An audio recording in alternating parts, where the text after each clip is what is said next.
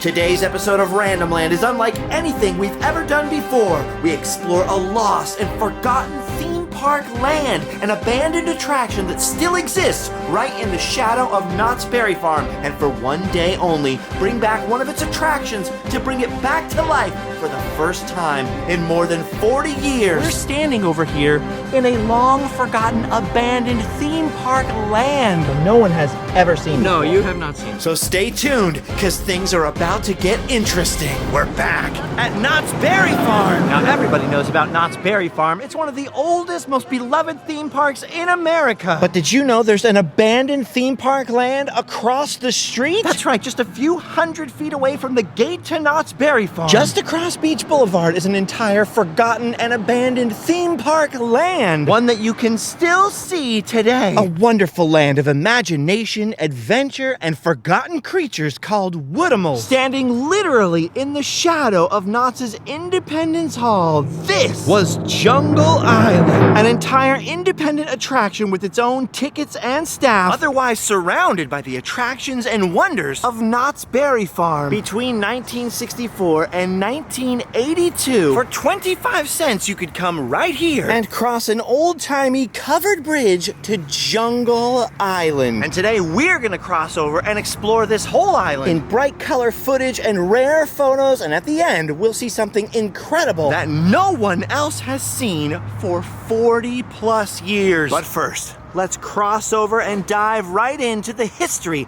of California's lost theme park attraction, Jungle Island. Now, the stars of this attraction were the Woodimals, strange wooden creatures of all kinds, animals made of wood, both exotic and domestic, and even some strange, almost human-like native inhabitants. They were the creation of a man named Forrest Morrow, a man born in the 1880s, who in 1928, along with his family, moved from Chicago to the comparatively much more rural, wooded, and quiet Dundee, Illinois. After literally operating a pastry factory for a while, he eventually started a landscaping company where they also manufactured like rustic wooden fences out of long straight poles and sort of rough-hewn wooden furniture. As you can imagine, this meant that their storage yard was full of all kinds of leftover scraps of wood. And by the 1950s, Mr. Morrow had stared so long at those scraps of wood, he began to notice that many of the leftover trunks and branches looked like animals, and with a few saw cuts here, a dash of paint there for the eyes, and a little bark removal,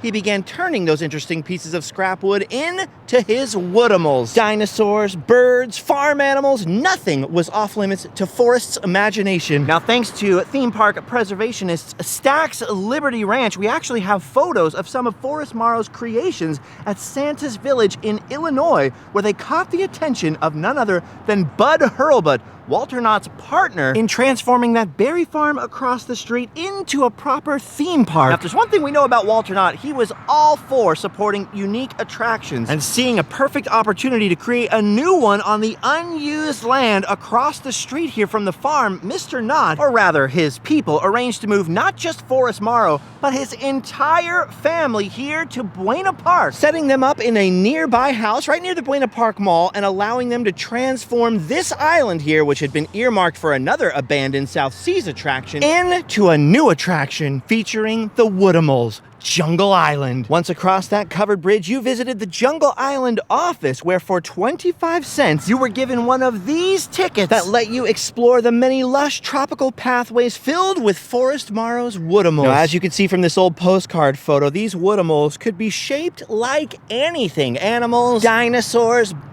some of them were so huge you could see them from the highway over the fence. But it wasn't just animals or things slightly shaped like animals. The original covered bridge is gone now, but if we take the modern pathway over to the island and enter this gate, along the pathways there were rustic benches to sit on designed by Mr. Morrow, as well as sturdy Woodimals you could climb on top of. Look how much fun these kids are having.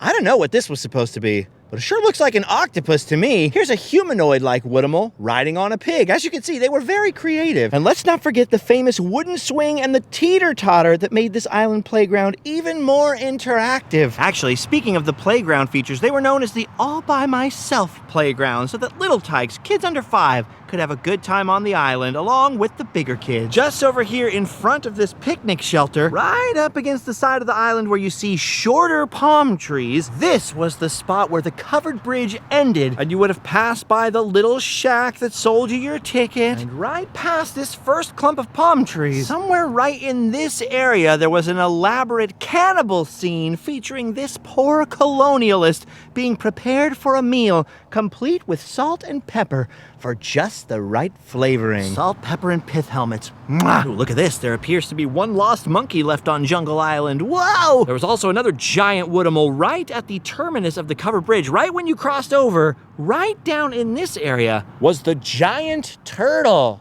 Looks fun. Dude, this is so incredible and so crazy to be actually standing on Jungle Island right now. Because believe it or not, although there's been a lot of changes, which we'll get to later, the island has retained the exact same shape it had 50 years ago. Now today, this whole island has become a picnic area for corporate events and big parties, which you can actually rent if you contact Knott's Berry Farm's catering department. But right over here near the center of the island, 50 years ago, you would have been surrounded by foliage, and if you look carefully, strange and wild native inhabitants that were some of the few Woodimals to be painted. According to old newspaper interviews, Forrest Morrow was adamantly opposed to painting the Woodimals for the most part. Part of the beauty to him was the grain of the wood and sort of the natural look.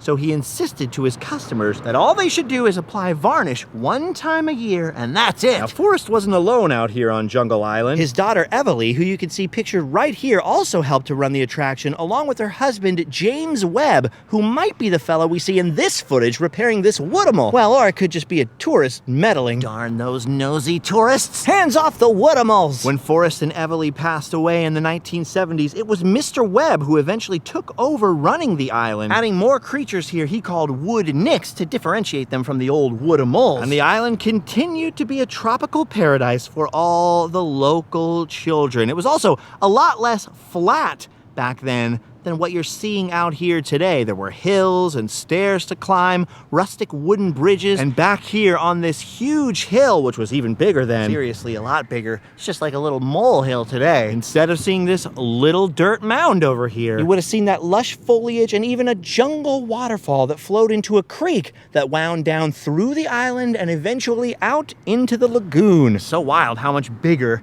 and more three-dimensional the landscape was, that's for sure. Now, one of the things I've discovered while researching Jungle Island is that back in the day, on the edge alongside of the lagoon over here, not only were there Woodimals in the water used as water features, but there were others that had interactive water cannons attached to Woodimals, like these native islanders here. So there were interactive water features all along the edge, which you could see from the Independence Hall side to lure children over. And some people even think they remember, although this could be a little Mandela effect, some Woodimals being on the other side to delight the children who maybe couldn't afford the 25-cent ticket over to the island proper. Now, this was a paradise for both kids and adults. Once you were inside, you were free to roam and explore as much as you wanted down all the winding pathways for as long as you wanted. Ooh, let's explore now. Looks like we got some more jungle. Jungle? Yep, pretty jungly over here. Oh my gosh, more jungle! Ow, this jungle has thorns. As you can see from one of these old maps I printed offline, there were many features out here on Jungle Island. The Chinese water wheel, the all-by-myself playground, cannibals, the rain tree forest, 3 little pigs, the jungle river, the ridge trail and crazy way up, the arbor stairway, the jungle rose garden, the hidden tunnel, the jungle falls that I mentioned were over here in the back, and even the witch doctor. Several of these things were set up in little tableaus or little scenes by Everly Webb, which was Forrest Morrow's daughter. Scenes like the cannibal scene or the 3 little pigs scene. And if you ask any kid that grew up coming to Jungle Island, they truly inspired the imagination. Now, in addition to the Woodimals on display, there was a small gift shop, almost like a shack, over here near the entrance to the island and the start of the jungle trail, where you could buy your own small Woodimals. But thanks to Stack's Liberty Ranch, you can see here some of the small Woodimals for sale in Dundee, Illinois, at a restaurant called The Milk Pail, which was also featured on this small scrapbook-like newspaper given away on Jungle Island, giving some of the backstory behind the Woodimals and their appearances all over the country. I made a photocopy, but the real thing is actually huge. It's like full-on newspaper sheet style. And this wasn't the only paper giveaway on the island. They also used to give away these small flyers left and right that detailed the backstory and some of the history and who was involved.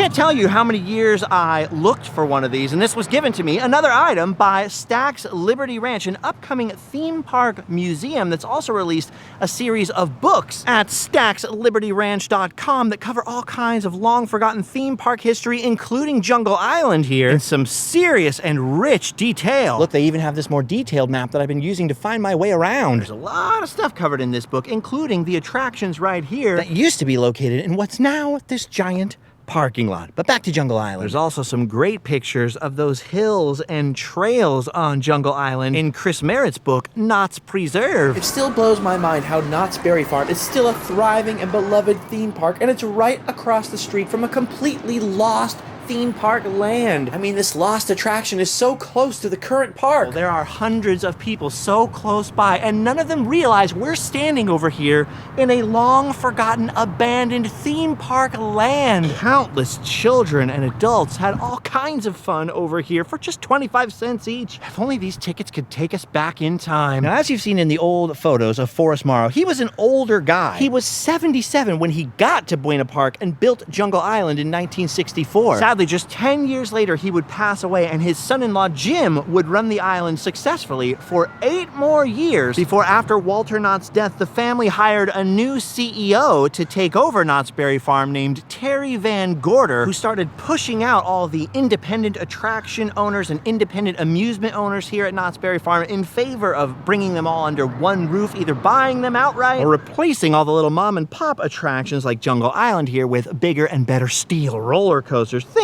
like that. And so sadly, in 1982, the Woodimals left Jungle Island, never to return. There are no more Woodimals left here, even though some people will tell you otherwise. Actually, speaking of that, across the street over in Ghost Town is a very famous wooden creature known as Catawampus. Because old Catawampus is similarly an animal made out of wood, many people mistakenly believe that either Forrest Morrow built Catawampus or that he was originally hired to freshen up Catawampus. In fact, the two have nothing to do with each other. Catawampus is actually much older than either the Woodimals or Jungle Island. It's been here since the earliest days of the farm and was originally a lot different looking, that is for sure. Like the hair on top was just an old brush upside down. There were ram's horns rudely on top. This modern version of Catawampus looks a lot like Woodimals, so therein lies some of the confusion. As for the other rumor that Forrest Morrow was hired to spruce up the Catawampus, I've never seen any evidence of that. Not only that, but Knott's Berry Farm had tons of woodworkers, carpenters, and creative craftsmen of their own, so there would not be any reason to hire a guy from Illinois to spruce it up. Anyway, I'm sorry to tell you, Catawampus is not a Woodimal, although they do look like they could be cousins. Anyway, back to Jungle Island. All right, well, once Terry Van Meany evicted all the Woodimals from this place in 1982, Jungle Island became a generic nature area. For just a few years, for people who would wander over that were visiting Independence Hall or wandered over from the parking lots, before eventually being completely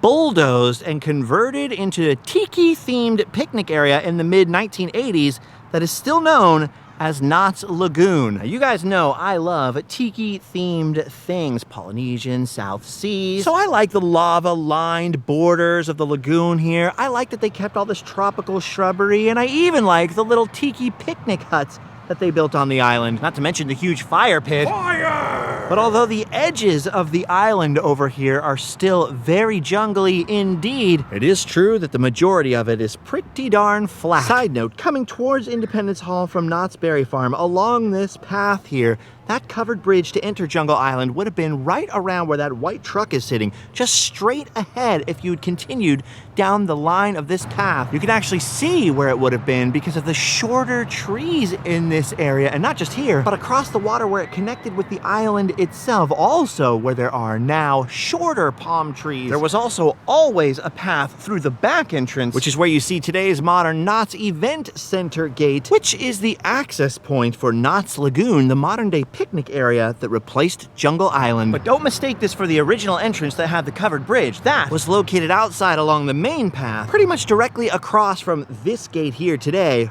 right there in the shrubbery. Basically, to give you a quick tour of the modern day Knott's Lagoon, from the entrance you pass one of 3 giant tiki-like picnic shelters that take up the whole middle and sort of surround this stage built into what then would have been the back high up, higher elevation portions of Jungle Island. And there's a little stage over here, and as you can see in the far background, there's a little building that has a sort of small serving area, just your indoor facilities for your giant picnic, and far in the back, some restrooms. Spoiler alert, back in the Jungle Island days, they didn't even have any restrooms on the island. This old squirrel remembers the days when you had to go all the way to the berry farm to go pee-pee. The back of Jungle Island, which was once covered in all those stairways and paths and waterfalls, as previously mentioned, is just sort of a 6 or 10 foot high hill now that still has some of the original palm trees and other sorts of foliage. But in terms of jungliness, the majority of the island is pretty darn bare, even of plants, except of course for all the jungle plants located up against the water's edge towards Soak City and Independence Hall over there. Look at it, tropical, just like Philadelphia. And this is where you can find that massive fire pit, some of the few remaining sort of creeks that were cut into the island, and what's left of the lush jungle and small pathways that wound around not just the edges of the island, but all through the interior back in the day, along which you would have discovered all of those Woodimals. Actually, look at this. Look at the pathways here. You can see they're not exactly paved. There's a little bit of asphalt underneath, but on top is coat after coat of paint. That's called slurry coating. Once upon a time, all of the Knott's Berry Farm pathways across the street even were packed dirt with slurry coat on top. So even walking around here today, even sans Woodimals, you're walking through Knott's Berry Farm history. Anyway, as I say, a quick look around today, no matter how thoroughly you comb the island, reveals that all the Woodimals are gone. No longer can you find Walter Knott or Forrest Morrow over here. No longer can you find little interactive water features or jungle bridges and stairways. And no longer are there any cannibals or witch doctors or strange dinosaurs or any other Woodimals here on the island. 1982 was the end of their story, and they've never been seen since. Until today. For the first time in more than 40 years, a Woodimal is returning to Jungle Island. Thanks to preservationist Ken Stack of Stack's Liberty Ranch, one of these rare creatures is coming back. The first, and as far as we know, only time since 1982 that one of the original Woodimals has returned. Oh my gosh. This is it. Here it is. The moment is approaching. Behold, the Woodimal! Oh my gosh, would you look at that? This is one of Forrest Morrow's original Woodimals, returned home to Jungle Island after more than 40 years. This is so exciting, this is incredible! Let's get him out of the sun and back into his natural habitat. Oh my gosh, look at this. Look at you! You're home! You're in your home now! This is like Free Willy, but better! Okay, now that we've got a Woodimal here, you can see it's just created out of the trunk or a branch of a tree with all kinds of forking branches becoming the legs, a classic Forrest Morrow saw cut here for the mouth, and a little bit of painted eyes. I don't know what kind of animal this is supposed to be, so we'll have to ask preservationist Ken Stack. Okay, Ken Stack, what is this and where did you get it? I was told it's a pig. A pig? Yeah, no, I've got a lot of stuff, whether from Hurlbut, from his collection, or various people over the years. We've been doing this for 50 years, so when I acquired this guy, I was told it was a pig. Whether it's a pig or not, I don't know. Now don't forget, there was a 3 little pigs scene here, but there was also lots of islanders, so it could have been a pig from any of the tableau, or it could have just been a random Woodimal, and somebody just thought it looked like a pig. It is really hard to tell what that is. So how long has this been in your collection? Oh, probably 20 years. And this is going to be part of the museum? Part of the Liberty Ranch collection. There's a lot of Jungle Island stuff we'll have on display. Ticket number 1. I'll show you some other goodies in a second here. But as far as you know, and as far as I know, this is the first time that a Woodimal created by Forrest Morrow has been back to Jungle Island. As far as I know. Yeah. Since 1982! Oh my gosh, thank you so much. Yeah, you're welcome. On behalf of all the viewers of Randomland for this amazing experience. This is awesome. Good. Can I hug it? Yes. Can I snuggle with the Woodimal? Oh, it smells like Forrest Morrow. All right, in addition to this big Woodimal, you remember I told you that right over here in this area was the souvenir shack, inside of which you could purchase your very own smaller Woodimal. And I have good news, my friends. Ken Stack didn't just bring us one of the big boys. And once again, for the first time in 41 years, today, April 26, 2023, a souvenir-sized Woodimal has returned as well. Look at this little bird. Are you excited? You're back. This is your homeland. Graze, little bird. Graze in your home. As you can see, this maybe pig is one of the smaller of the Woodimals that would have been out on the island, and the souvenir-sized Woodimals were even smaller than that. This is so incredibly exciting that these two are back on the island. This is the kind of stuff I live for. All right, now this is not the only souvenir Woodimal in the collection, right, Ken? No, there's about 5 of these. They're all different. They were sold in a little booth over here by the edge of the water. They're made of different woods. They're each unique. And you actually visited Jungle Island as a kid, as a kid, right? I was always here all the time. So yeah. you may have purchased your own souvenir Woodimal back then. I don't think I bought anything on this island ever. Really? Never did. So it wasn't until years later Right. you finally fulfilled your childhood dream? No, this was just a place to run around and have fun. And now you have a Woodimal in the collection. Well, that's the least of it. Oh, that's right, I forgot. Ken Stack of Stack's Liberty Ranch brought us some more surprises. I want to show you something else. We'll walk to the water's edge, and I'll show you a couple really cool pieces here. Yes, let's journey back into what's left of Jungle Island so we can see these. All right.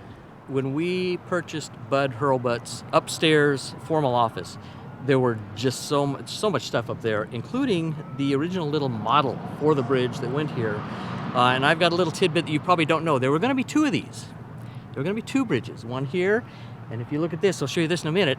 There was one on the other side as well. One of the early incarnations of Jungle Island had 2 bridges, one here, one on the other side. Wait a minute. Okay, yeah, so yeah, you're telling me that this is the actual model. Part of the model. Bud's model. Part of Bud's model. For the bridge that he built. He built that before this was going to be Jungle Island. I don't know exactly when the time frame It's was. a little Yeah, confusing, the exactly timeline. when, But yeah. this is the actual model. That was part of the model. Yeah, Bud used to talk about it, a complete model he had. I never saw the complete Oh, model. a complete model of the island. I knew Bud for 11 years, and he had a complete model he told me about, but this is the only piece that, apparently survived. Okay, and you've been carrying around this frame. What have we got here? This is actually Bud Hurlbut's first incarnation of the island. What he first drew up in 1959 was all based on boysenberries. It's like a boysenberry island, and this little river you're standing by was the Soda Pop River, and Candy Creek runs that way. So no one has ever seen this. I've posted small pieces of it, not the full detail. No one's ever seen the full This plan. will be on display in the museum once we get the museum up and running. And then people can examine it up close, see all the details on it. It's a lot of fun. Oh my gosh, so this is the original plan for what would become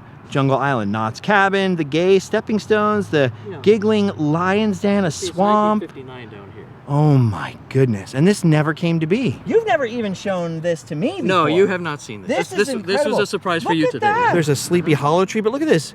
There was going to be a giant plastic tortoise, and there did end up being a giant Woodimal turtle that you've got in your book. So you're legendary among theme park I don't know about that. collectors. No, and- I'm- because nobody knows what's in the collection yet, because you've been working on building up for a museum. I'm just lucky enough to have known a lot of really big people. Right, over the course and a of lot time. of historians and Yep, stuff like that. yep, So you've yep. sort of had your foot in the door with a lot of people. Right, But right. you've been building up this collection for a museum, a theme park museum. About 50 years. Yeah. Yeah, and we're getting close. We're getting close to Yes, the day yes, where yes. we will be able to visit Liberty Ranch, but not yet. Couple years. That's right. Couple years. That's right. Now, Ken is a very modest, humble guy over here. And maybe I shouldn't tell you this, but I happen to know Stack's Liberty Ranch also has some of Forrest Morrow's original saws and some other souvenir Woodimals, things that won't be revealed until the main exhibits or the museum opens up. Over here, Ken has brought a check from the Hurlbut Amusement Company to Buena Park Lumber for $204. This was in the Jungle Island folder. More proof of Bud Hurlbut's involvement in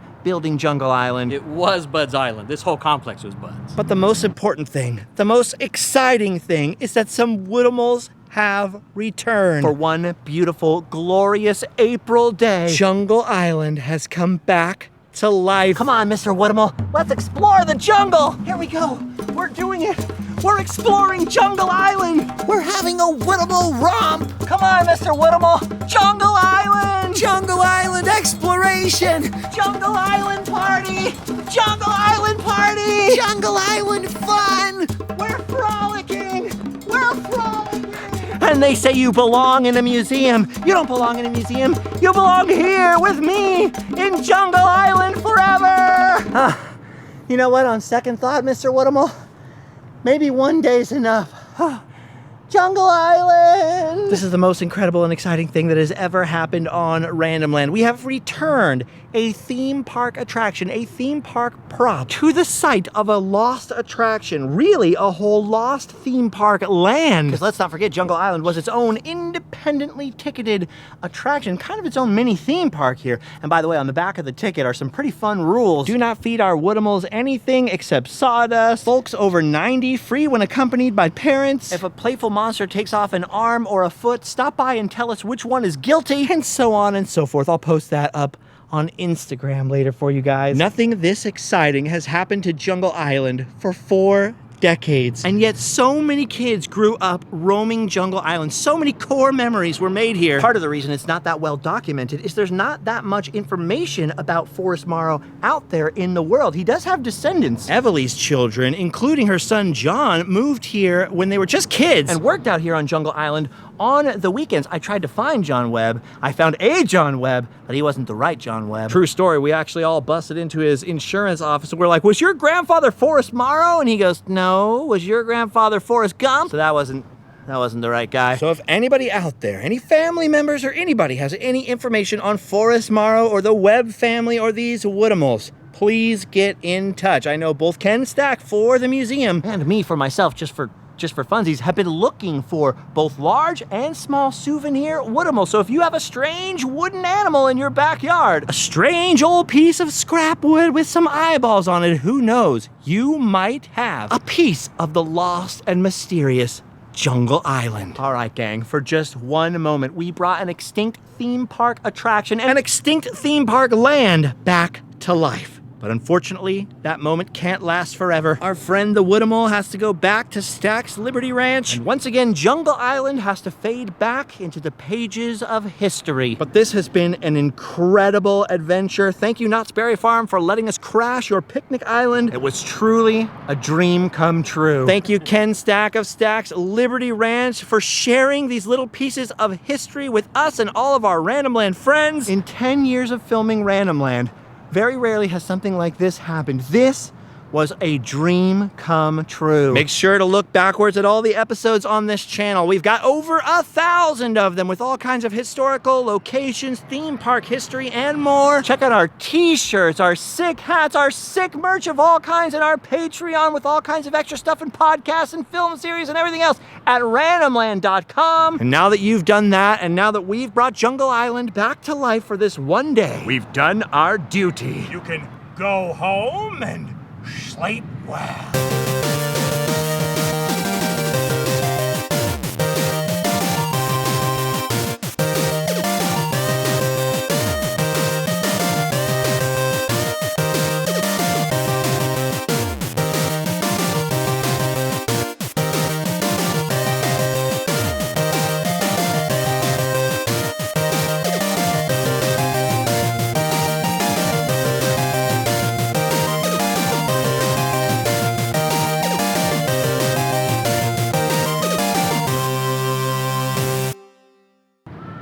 That is awesome, kid. I'm glad you liked it. And this Glad is you so liked it. cool. I can keep this, right? Oh, of course. Okay, this is going home with me. It's going in the Randomland archives. Graze, little bird. Whoop.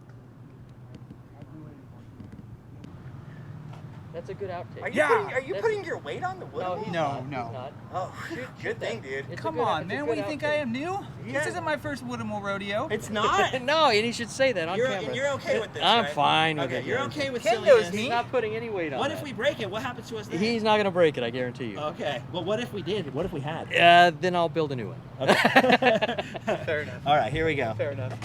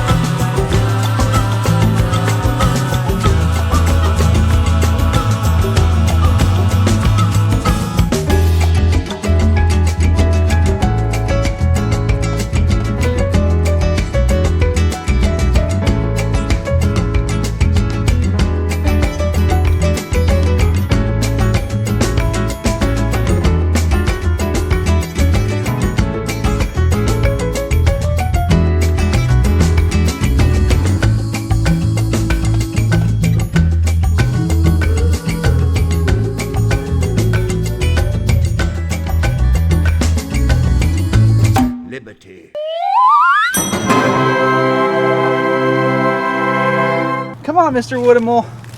These plants hurt, but we'll get there. Get you back home, buddy.